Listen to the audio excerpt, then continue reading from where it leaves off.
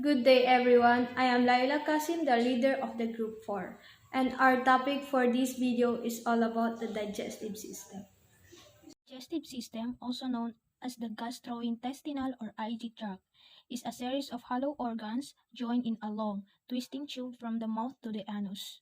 The human digestive system is very complex and has involved millions of years.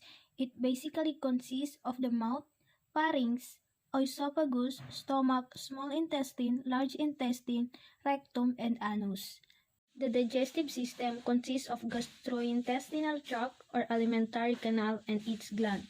The functions of GIT are ingestion, digestion, absorption, excretion. A. Ingestion, in a simplest means getting a food into your mouth. B. Digestion. Digestion is a process in which complex food is broken down into simpler substances. The digestion of food in humans takes place in the alimentary canal, a long tube expanding from the mouth to the anus. C. Absorption. Absorption basically means absorbing all the nutrients into our blood, and it's done in intestines. Excretion is a process of removing waste and excess water from the body. Parts of digestive system. Digestive system consists of the following parts: 1. Mouth.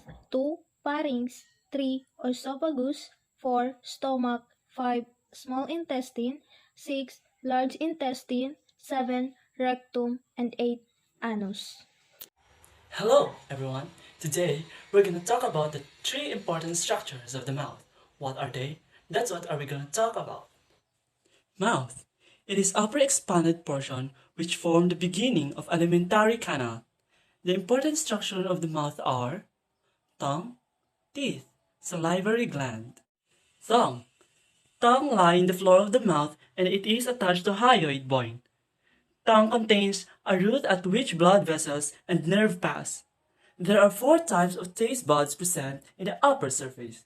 These are the Circumvelate Papillae, Fungiform Papillae, Filiform Papillae, and the Foliate Papillae. Now in this figure, you can see where are the 4 papillae located. The Circumvelate Papillae is in the top of the tongue, and the Foliate Papillae is in the both sides of the tongue. The Filiform Papillae is in the middle of the tongue, and the fungiform papillae is in the tip of the tongue. Now everyone asking, what are the papillae? What are these? Papillae of the tongues attached to the different location and assigns a different taste, where you can taste sugary, salty, bitter, and different kinds of foods. Now let's proceed to the papillae. Circumvelate papillae is the largest papillae among the 4. It is a cylindrical in shape and 8 to 12 in number, present in front of circumterminal. A circumvelate papillae assigned to a bitter taste like ampalaya and etc. The second papillae is a fungiform papillae. A fungiform papillae mainly on margins and tips of tongue. It is a mushroom shape and have taste buds. Also, a fungiform papillae assigned to a sweet taste or a sugary taste like cakes, cupcakes, bananas, and different kinds of sweet foods. And the third papillae is a filiform papillae. A filiform papillae is the most numerous, conical in shape, arranged parallel to sulcus terminal. It doesn't have taste buds. It means filiform papillae cannot taste any kind of foods, or what they call it a natural. Just try to put some kind of food in the middle of your tongue, and now you know you cannot taste any foods. And the last papillae is a foliate papillae. A foliate papillae is leaf-like in shape, bitterly in the side of margin of the tongue near the sulcus terminus. It also have taste buds. A foliate papillae is also assigned to a salt taste food. Salt tastes like salt and dried fish and any kind of salt. Now let's proceed to the next structure of the mouth, which is the teeth. Teeth are concerned with mastication, depending on the age at which they are arises. Teeth can be classified as permanent teeth and temporary teeth.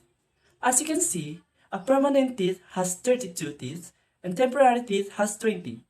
Each half of the upper and lower jaw contains 8 teeth. They are 2 incisors, 1 canine, 2 premolars, and 3 molars. And now let's proceed to the last and third structure of the mouth, which is the salivary gland. Salivary gland. There are 3 pairs of salivary glands in mouth. They are parotid, submandibular, and subbilingual. Parotid.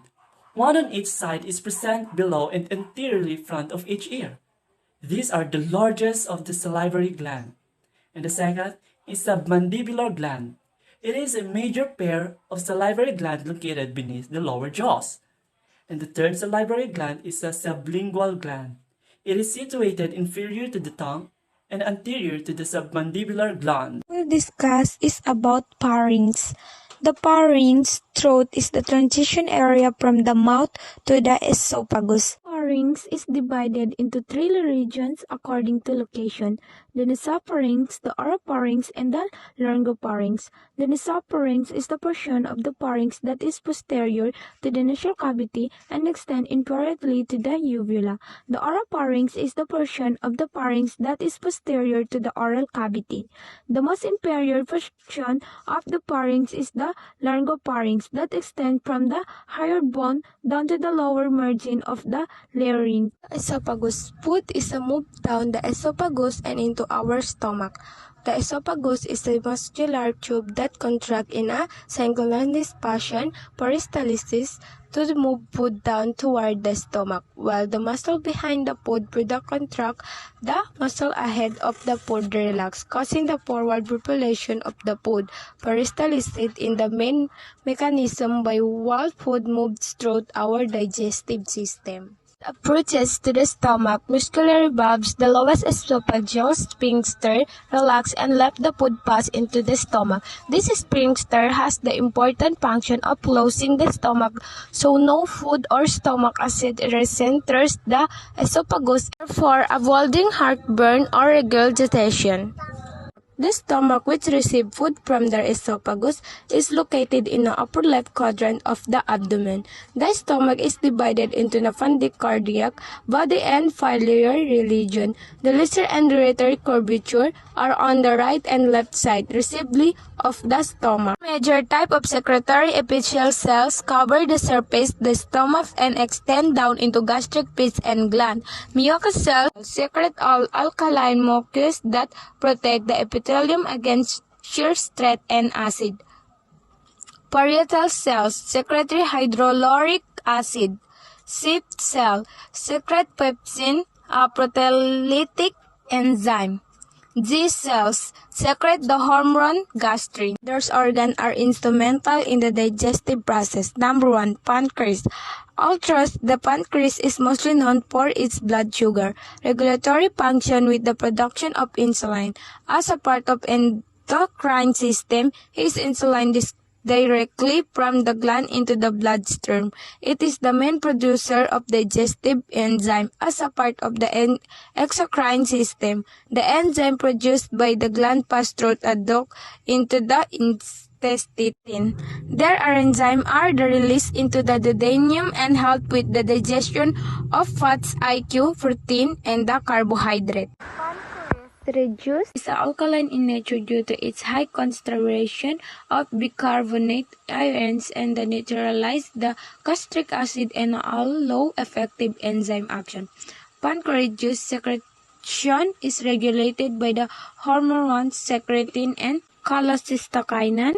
It is produced by the walls of the duodenum upon detection of acid food, protein, fats, and the vitamin.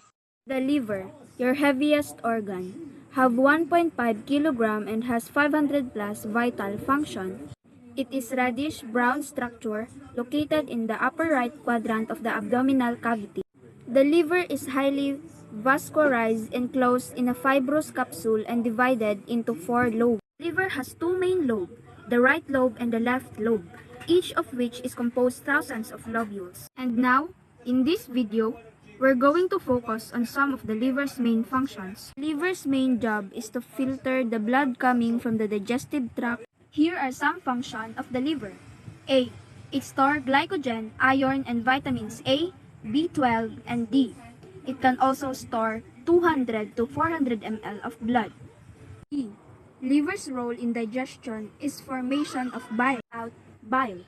It is a yellowish-green liquid that hepatic cells continuously secrete bile emulsify fats and aid in absorption of fatty acids. Gall bladder. It is pear-shaped, sac-like structure located in a depression on the inferior surface of liver. It stores approx 30 to 50 ml bile. After meals, the gallbladder is empty and flat, like a deflated balloon. Then, before a meal, the gallbladder may be full of bile and about the size of a small pear. Small intestine is the part of alimentary canal which extended from the pyloric end of stomach to sacrum. The following are the parts of the small intestine.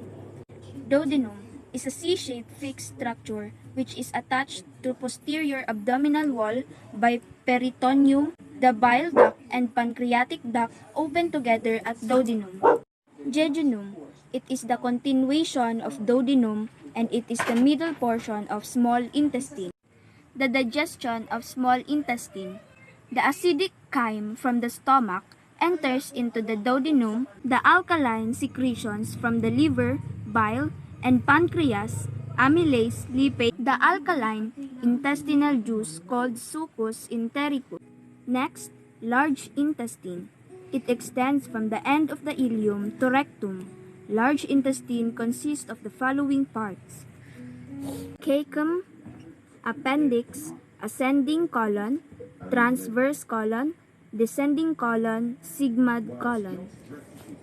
The function of the large intestine. Digestion. This is carried out by microorganisms of colon. They are act on the undigested and unabsorbed residue from the small intestine. All carbohydrate, proteins, and fat are already absorbed in small intestine. Only water and glucose are absorbed in the colon. Secretion. Mucin is the only secretion. It lubricates the colon and facilitates the passage of fecal matter. Excretion. Iron and some purgative are excreted in large intestine. Rectum. It occupies the lower posterior part of pelvis. It extends between sigmoid colon and anus. The lower part of rectum is dilated and it is called rectal ampulla. Rectum is a chamber that begins at the end of the large intestine, immediately following the sigmoid colon and ends at the anus. Ordinarily, the rectum is empty because stool is stored higher in the descending colon. Eventually, the descending colon becomes full and stool passes into the rectum, causing an urge to move the bowels or defecate. Adults and older children can withstand this urge until they reach a bathroom.